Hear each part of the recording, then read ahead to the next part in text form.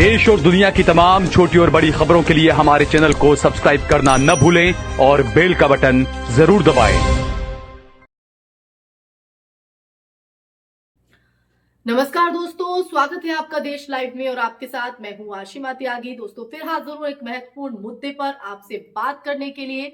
तो आज की जो चर्चा है वो बेहद खास है और इस चर्चा को आप ध्यान से सुनेगा। और सबसे पहले मैं चर्चा की शुरुआत एक सीन के साथ करना चाहूंगी। दोस्तों सुबह 4 बजे का जो वक्त है वो आमतौर पर शांति का माना जाता है।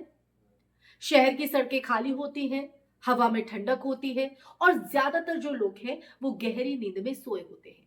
लेकिन इसी सुबह 4 बजे को लेकर राजस्थान की विधानसभा में अचानक इतना शोर मच गया। जी हाँ, 4 बजे को लेकर इतना शोर मच गया कि असली ध्वनि प्रदूषण वही पैदा हो गया। वजह बने हवा महल से विधायक बाल मुकुंद आचार्य, जिन्होंने अजान को बच्चों की पढ़ाई और बुजुर्गों की नींद का दुश्मन बता दिया। जयपुर शहर में तमाम बड़े बड़े मस्जिदों पर 4-4, 5-5 मंजिल चढ़ाकर मीनारें खड़ी करना, बड़े बड़े लाउड स्पीकर उस पर लगे रहना, जिनकी आवाज से तय मानकों से बहुत अधिक होने के कारण क्षेत्रवासियों में बहुत बड़ी समस्या का सामना करना पड़ता है। विद्यार्थी सुबह सुबह अध्ययन करते हैं, इनको इन तेज आवाज से व्यवधान उत्पन्न होता है। प्रातः 4 बजे से ही तेज आवाज में बोलना शुरू हो जाता है, जिससे आम आदमी की नींद को भी खलल पड़ता है, जो उनके अधिकारों का हनन है। स्थानीय लोगों द्वारा मस्जिदों में जाकर लाउड स्पीकर की आवाज कम करने के लिए निवेदन किया, आवाज यहाँ तक नहीं आए, परंतु धर्म विशेष के लोग झगड़ा करने पर उतारू हो जाते हैं, जिससे क्षेत्र में माहौल बिगड़ने की स्थिति पैदा होती है। आगे रह करके मैंने भी पूर्व में अनेक बार इस संबंध में शिकायत की है। इस संबंध में प्रकरण विभिन्न स्तरों पर उठाया है, लेकिन आज तक इस संबंध में कोई भी दिशा निर्देश जारी नहीं किए गए हैं, कठोर कार्रवाई नहीं की गई है। रमजान माह में तो हालत ये हो जाती है कि एक्स्ट्रा लाउड स्पीकर लगाकर पूरे कॉलोनियों में लगा दिए जाते हैं और तेज आवाज कर दी जाती है, जिससे बीमार वृद्ध बच्चों को परेशानी होती है। प्रक्रिया विशेष उल्लेख प्रस्ताव के माध्यम से मेरा सरकार से निवेदन है, गुम्बदों में लाउड स्पीकर को कम करवाएं या हटवाया जाए तथा इनकी आवाज में सीमा निर्धारित की जाए। ध्वनि प्रदूषण से जनता को बचाया जाए, जिससे सांप्रदायिक सौहार्द बना रहे और साथ ही विद्यार्थियों की पढ़ाई, बड़े बूढ़ों का जो स्वास्थ्य संबंधी समस्याएं रहती है, नहीं हो। इतना ही निवेदन करता हूं। धन्यवाद। तो दोस्तों सवाल ये नहीं है कि ध्वनि प्रदूषण एक समस्या है या नहीं। सवाल ये है कि जब समस्या बताई जा रही है तो उंगली सिर्फ एक ही दिशा में क्यों उठती है। तो आज हम इसी सवाल का जवाब ढूंढेंगे इस चर्चा के माध्यम से। मैं चर्चा में पूरा सच भी आपको बताऊंगी कि आखिर क्यों हम इस मुद्दे को आपके बीच लेकर आए हैं। तो उससे पहले आप लोगों से अपील, इंसाफ की आवाज को बुलंद करने के लिए और सच्ची पत्रकारिता के लिए हमारा यानी देश लाइव का सहयोग करें। साथ ही डिस्क्रिप्शन में दिए गए लिंक को ओपन कर ज्वाइन बटन दबाकर आप हमसे यानी देश लाइव से सीधा जुड़ सकते हैं दोस्तों वापस आज की चर्चा पर लौटते हैं, चर्चा को आगे बढ़ाते हैं। अजान पर आरोप लेकिन तथ्य गायब। सबसे पहला पॉइंट, बाल मुकुंद आचार्य जी का दावा है कि अजान इतनी तेज होती है कि बच्चे पढ़ नहीं पाते और बुजुर्ग परेशान हो जाते हैं, वो सो नहीं पाते हैं। ये बात सुनने में भावनात्मक लग सकती है, लेकिन जब हम तथ्यों की कसौटी पर इसे परखते हैं तो पूरी कहानी ही बदल जाती है। एक अजान औसतन 1 मिनट 30 सेकंड से 2 मिनट की होती है। दिन में 5 अजान, मतलब 24 घंटे में कुल 10 से 15 मिनट, ना लगातार ना एक साथ बल्कि अलग अलग समय पर। अब जरा आप सोचिए, अगर पूरे दिन में कुल 15 मिनट, जी हां 15 मिनट किसी धार्मिक सूचना की आवाज आती है, तो क्या इसे राष्ट्रीय समस्या बना देना ईमानदार बहस कहलाएगा?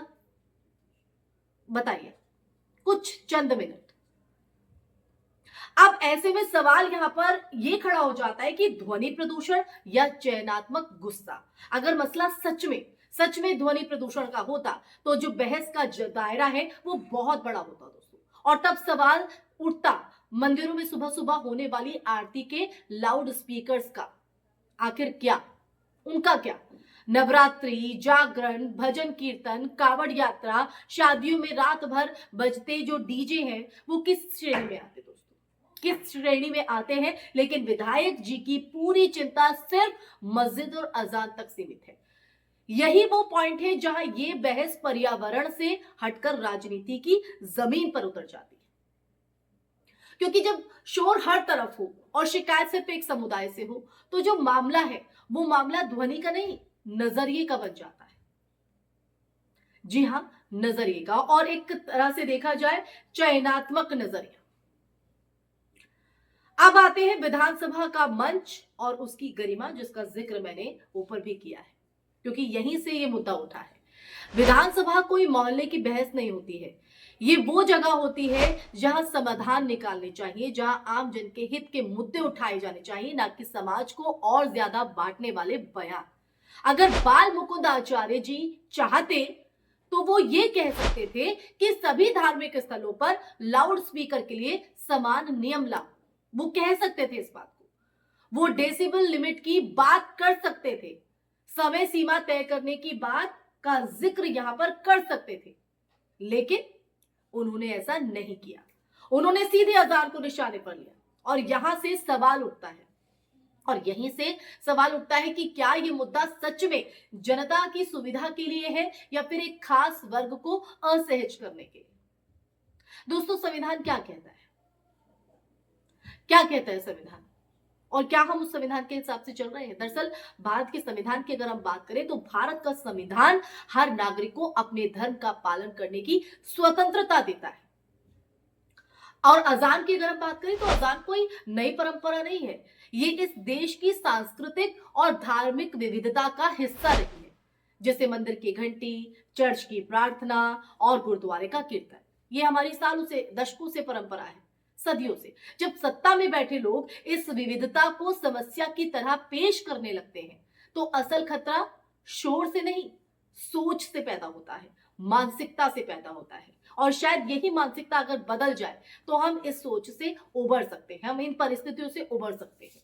और असल समस्याओं से ध्यान हटाने की रणनीति महंगाई, बेरोजगारी, शिक्षा और स्वास्थ्य, ये वो तमाम मुद्दे हैं जिन पर जवाब देना मुश्किल होता है दोस्तों, और ये वो मुद्दे हैं जो संसद के अंदर उठने चाहिए। और ऐसे में सदन के अंदर इस तरह के बयान, ऐसे में सबसे आसान रास्ता होता है धार्मिक भावनाओं को उछाल देना, और तभी ये बयान होते हैं। एक ऐसी आवाज को निशाना बना देना जो अल्पसंख्यक हो और जिसे बचाने में राजनीतिक जोखिम कम हो।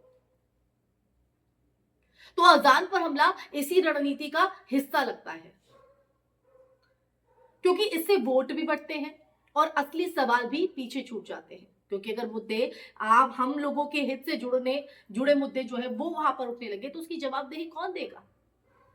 तभी तो इस तरह के बयान दे दिए जाते हैं ताकि जो मुद्दे उठने चाहिए, जिन पर बात होनी चाहिए, वो गायब हो जाए। तो अंत में जनता से सीधा सवाल, अगर 24 घंटे में 15 मिनट की अजान से बच्चों का भविष्य खतरे में पड़ रहा है दोस्तों, तो फिर रात दिन चलने वाली नफरत भरी बहसें क्या बना रही हैं? टीवी स्टूडियो की चीख पुकार, सोशल मीडिया की गालियां और राजनीतिक भाषणों, इनका तो अगर बात करें तो इनका क्या, ये भाषणों का जहर किस डेसिबल में आता है दोस्तों? तो ऐसे में असली ध्वनि प्रदूषण आज मुद्दा अजान का है, कल किसी और पहचान का भी होगा दोस्तों।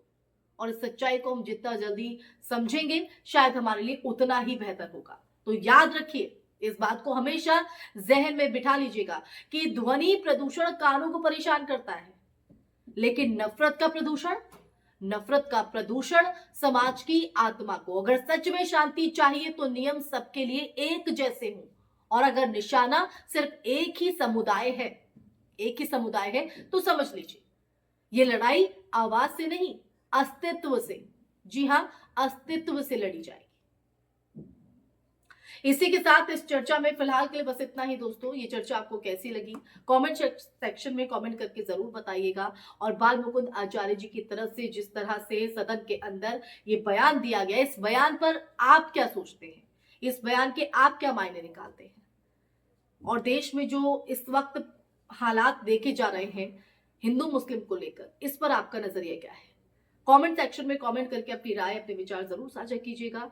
साथ ही इस वीडियो को ज्यादा से ज्यादा शेयर कीजिएगा। हमारे चैनल देश लाइव को सब्सक्राइब कीजिएगा। फिर हाजिर होंगी ऐसा ही सच का संवाद लेकर। तब तक के लिए अपना ख्याल रखें। जय हिंद, जय भारत, नमस्कार।